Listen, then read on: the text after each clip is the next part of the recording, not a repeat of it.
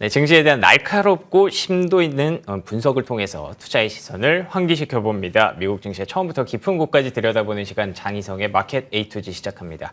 오늘은 새로운 시장의 뇌관으로 떠오를까요? 미중 간의 관계에 대해서 중점적으로 한번 다뤄보도록 하겠습니다. 미래에셋증권 반포 WM 장희성 지점장과 함께합니다. 안녕하십니까? 안녕하세요. 네, 안녕하십니까?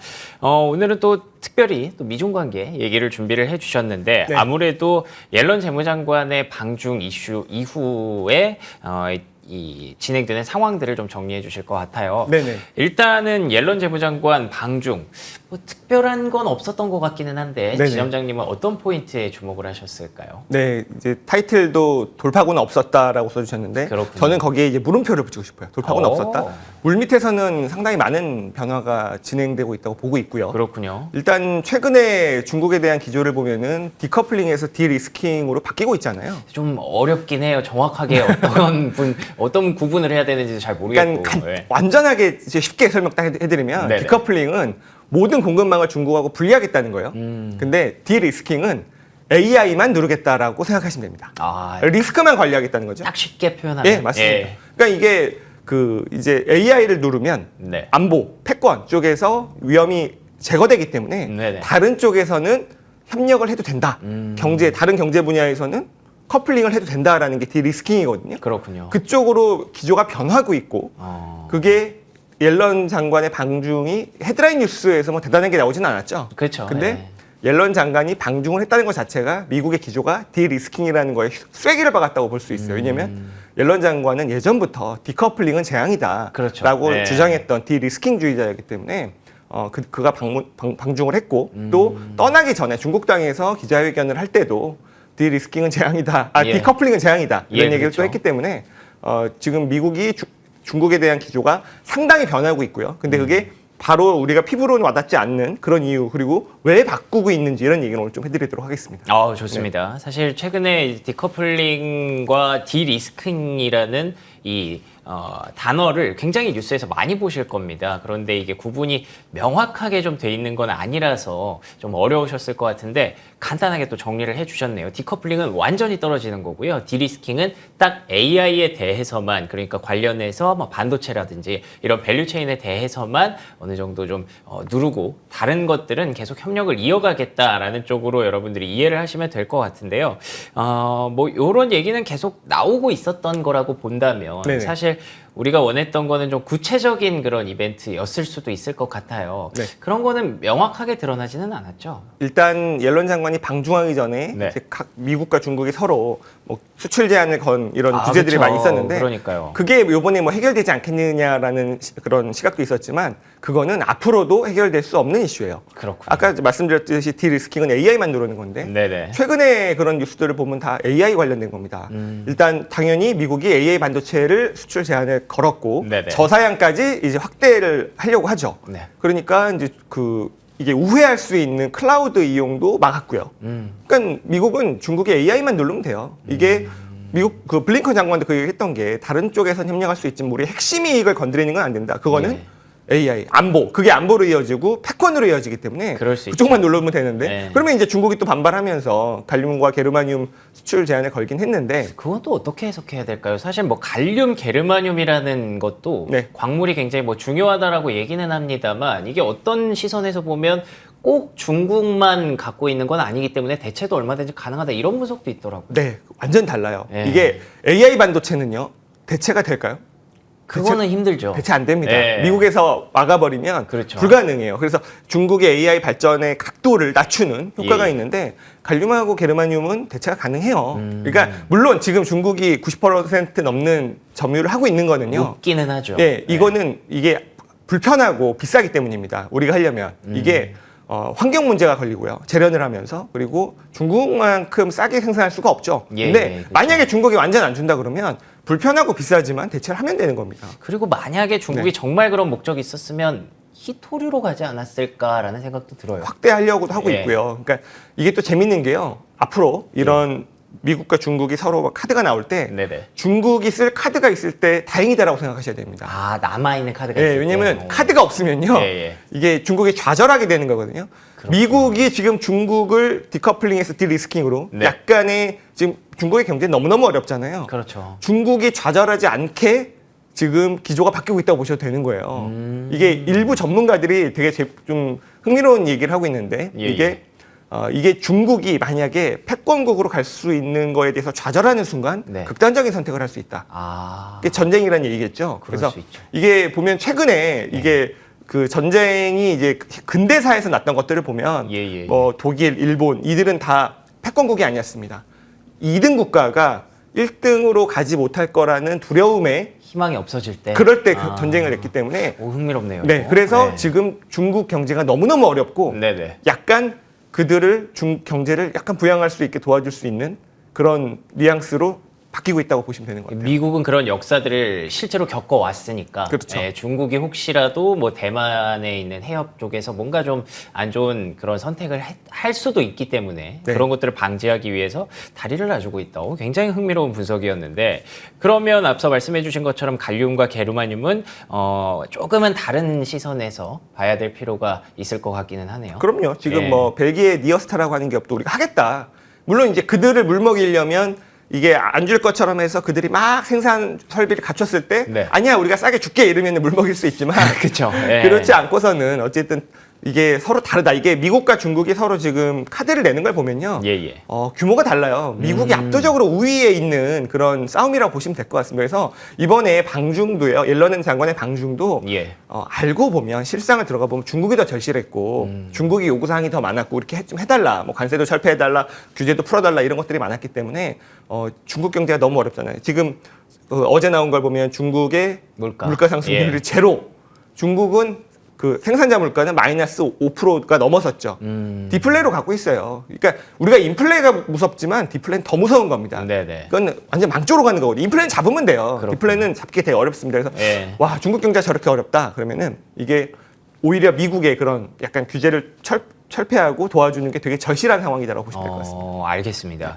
그런데 지금 사실 그 중국도 뭐 잠재력은 훌륭한 국가잖아요. 뭐 다들 아시다시피 그런 것들이 이미 발현된 적이 있었고 지금은 조금 어렵다고 하지만 이렇게 미국이 조금씩 다리를 놔줬을 때 중국이 다시 한번 치고 올라오면서 뭐 미국을 역전하거나 뭐 그런 시나리오를 우리가 아예 배제할 수는 없잖아요. 네. 그럼에도 불구하고 미국이 이렇게 어느 정도 유화적인 제스처를 취하는 또 이유가 있을 것 같은데 자신감일까요? 네, 자신감이에요. 이게 아직까지 국제정세 전문가들 사이에서도 의견이 갈리곤 있습니다만 예. 원래는 우리가 기존의 전망은 2030년이 되면 중국의 GDP가 미국을 추월하는 걸로 기존의 전망을 하고 있었죠. 그랬군요. 그런데 이게 일부 전문가들 사이에서 네.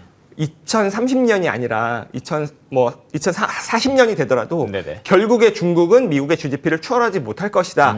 이미 패권 경쟁이 끝났다라고 보는 시각이 그래요? 점차 늘어나고 있습니다. 어떤 배경일까요? 중국의 경제가 지금 보시면 아. 리오프닝을 해도 경제가 예. 살아나지 않고 물가 상승률이 제로인 디플레로 가고 있기 때문에 예. 가장 큰 원인은 인구가 줄고 있기 때문이죠. 그쵸. 이러다 보니까 네. 미국 입장에서는 자신감이 생긴 거예요. 근데 오히려 중국이 좌절했을 때 극단적인 선택을 하는 거를 막기 위해서 약간은 좀 달래줘야 되는 이런 상황이 왔다라고 보는 건데 그 근본 원인은 중국 스스로 경제가 나빠지는 것도 있지만 미국이 자신감을 갖게 된 가장 큰 원천은 AI라고 봅니다. 미국 기업들이 또 여전히 요번에 AI의 그런 발전에서 가장 선두에 서 있고요. 그렇죠. 네. 이 AI가 결국에는 뭐 군사 분야로 갔을 때 안보 그리고 패권으로 가는 거기 때문에 여기에 네네. 대해서 굉장한 큰 자신감을 갖게 된 것 같고요. 그렇다면 역설적으로 중국은 AI만 눌러주면 첨단 반도체가 가서 AI를 발전하는 것만 눌러주면 예. 우리를 따라올 수 없는 그런 상황으로 바뀌었다라는 미국의 굉장히 큰 자신감을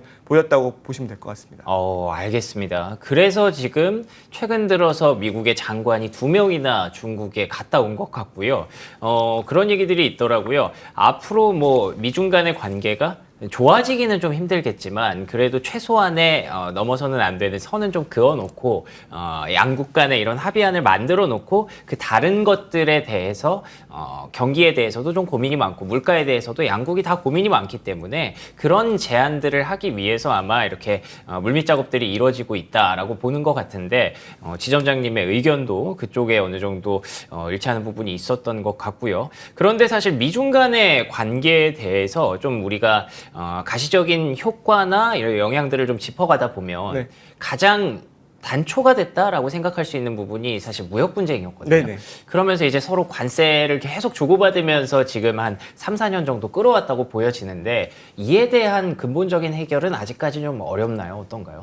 요번에 혹시 이제 결과가 나오지 않겠냐라고 보신 분도 있지만 이번에 바로 나올 수는 없죠. 왜냐면 그렇군요. 이거의 주무장관은 이제 지나 러먼도 상무장관이니까 아, 발표를 그래요? 해도 이제 상무장관이 발표를 하는 건데 예, 예. 중국이 요구하는 가장 1번이 관세 철폐였어요. 그러니까 근데 이게 재밌는 게 관세를 트럼프 정권 때 올렸던 관세 네 단계 걸쳐서 올렸거든요. 그렇죠. 근데 정권이 바뀌면 좀 바뀌지 않겠냐 그랬는데 하나도 낮춘 게 없습니다. 그렇죠. 근데 이게 관세를 낮추게 되면 이게 보세요. 자, 중국은 지금 디플레예요. 그렇죠. 물가 상승률 제로입니다. 네네네. 근데 미국은 높죠.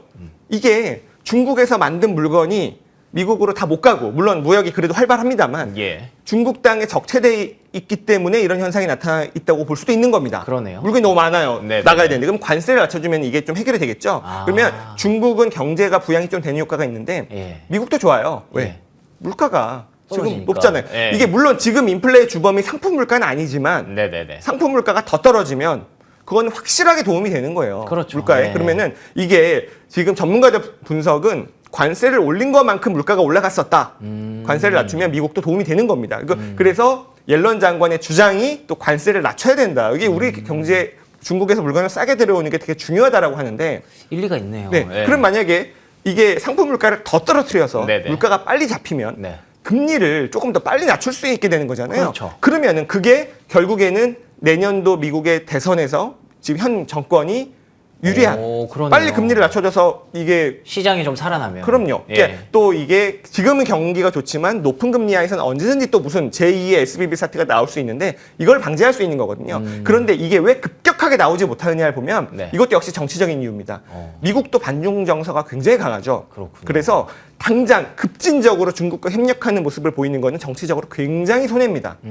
우리도 마찬가지죠. 중국과 예, 그렇죠, 협력하는 그런 모습이 나타나면 국민들이 되게 반발할 수 있잖아요. 역풍이 불 수 있죠. 그래서 네. 되게 조용하게 물밑에서 지금 흐름이 나오고 있는 거지 앞으로도 여러분들이 헤드라인으로 굉장히 서프라이즈한 것들을 보시기는 어렵겠지만 그렇군요. 점차 조금씩 속도 조절해가면서 변화가 있을 거고요. 예. 관세 부분에서도 분명히 변화가 있을 거라고 보고 있습니다.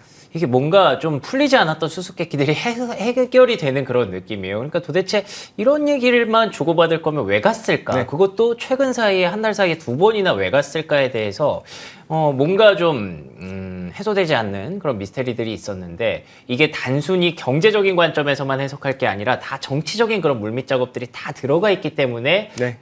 이런 애매모호한 관계가 그럼 지속될 가능성이 높겠네요. 뭐 그러나 예. 이게 완전 디커플링이라고 하는 완전히 이제 갈등이 고조되고 네네네네. 미국은 중국을 찍어 누르려고 했던 이런 행위들은 분명히 바뀌고 있다는 겁니다. 그래야만 미국 입장에서도 지금 현재 정권을 쥐고 있는 민주당 입장에서도 어느 정도 긍정적인 효과를 더 기대할 수 있기 그렇죠. 때문에 이제 그럴 필요도 네. 없어졌고 예. 또 인플레에 도움이 되기 때문에 아. 이런 것들이 분명히 바뀌고 있는 거는 그래서 우리가 기본 과정을 네네. 디커플링을 가정했던 기본의 투자 전략을 좀 바꿀 필요가 있다는 거죠. 왜냐하면 인플레는 절대 해결되지 않아. 왜? 서로 비싸게 아주 비효율적으로 생산망을 각자 갖추기로 했잖아. 이게 그렇죠. 예. 기조가 바뀔 수 있는 거기 때문에 인플레가 고착화되는 거에 대한 것도 분명히 좀 관점을 바꿀 필요가 있다고 보고 있는 겁니다. 알겠습니다. 투자 환경에 대해서 말씀을 꺼내주셔서 마지막에 그런 내용들로 정리를 하면 좋을 것 같은데 혹시 그러면 우리가 지금까지 봐왔던 그런 섹터라든지 중심이 되고 있었던 섹터가 혹시 뭐 조금 시선을 바꿔야 되거나 그런 건 없을 것 같은데 어떻게 보십니까? 기본적으로 아까 말씀드렸듯이 미국의 자신감이 넘쳐난 AI니까 그러니까요. 이게 얼마나 정말 대단한 거길래 이게 완전히 미중 간의 이 패권이 이미 벌써 갈린 거로 분석을 할 정도냐. 그 생각이 딱 들더라고요. 그러면 이제 네. AI는 정말 앞으로 정말 이게 5년, 10년에 굉장히 큰 트렌드이기 때문에 투자 중심에 놓으셔야 된다는 거고 네네. 또 최근에 어쨌든 미국 그 국채 금리가 또 많이 올랐어요. 근데 그쵸. 이게 관세나 이런 부분에서 변화가 그리고 디커플링의 변화가 조금씩 보인다면 예. 당연히 물가가 더 빠르게 잡힐 수 있고 이게 지금 높아진 국채 금리가 또 다시 한번 또 좋은 투자 진입 시기로 보실 필요도 있고요. 또 네. 과도한 디커플링으로 약간 비효율적이지만 중국을 배제할 거기 때문에 수혜를 받았던 업종에 대해서는 조금은 그 수혜가 줄어들 수 있는 것도 같이 고민을 좀 하실 필요는 있을 것 같습니다. 그러네요. 그러면은 이제 지점장님께서는 관세와 관련된 부분도 중장기적으로 봤을 때는 조금씩 해소가 될 거라고 보시는 거죠? 머지않아 관련 뉴스가 나올 거라고 저는 생각을 하고 있습니다. 알겠습니다. 그렇게 된다면 최근에 또 IRA 수혜주로 여겨졌던 종목들이 이제는 슬슬 조금 시선을 바꿔야 된다는 분석도 실제로 나오고 있더라고요. 뭐 완전히 그렇다고 이게 우리도 이제 일본의 이제 화이트리스트 때 겪었지만 네. 대비는 합니다. 그쵸. 그래서 완전히 네. 다시 중국과 100% 이렇게는 안 갈 거기 때문에요. 네. 수혜가 있긴 있어요. 하지만 그게 아주 상식을 뛰어넘는 정도를 좀 네, 무조건 중국 배제할 거니까 비싸도 막 보조금 퍼줄 거야. 이거에선 조금 바뀔 수 있다는 거죠. 알겠습니다. 그 부분이 지금 미국에서 외치고 있는 디리스킹이라는 단어의 핵심이고요. 그 디리스킹을 외칠 수 있는 배경이 결국에는 AI로 미국은 중국을 확실하게 압도할 수 있다는 그 자신감에서 나오는 부분이기 때문에 우리가 앞으로 투자해야 될 포인트를 중심은 역시나 AI가 될 수밖에 없을 것 같고요. 그리고 이외에 좀 배제될 것이다라고 생각했던 부분들에 대해서 우리가 보는 눈높이를 조금은 낮춰야 될 필요도 분명히 있을 것 같습니다. 이와 관련해서 앞으로 다양한 조치들이 나올 때마다 또 지점장님께 좀 부탁을 드린다고 말씀을 드리면서 지금까지 미중 간의 관계에 대해서 미래에셋증권 반포 WM 장희성 지점장과 얘기를 나눠봤습니다. 오늘도 좋은 말씀 고맙습니다.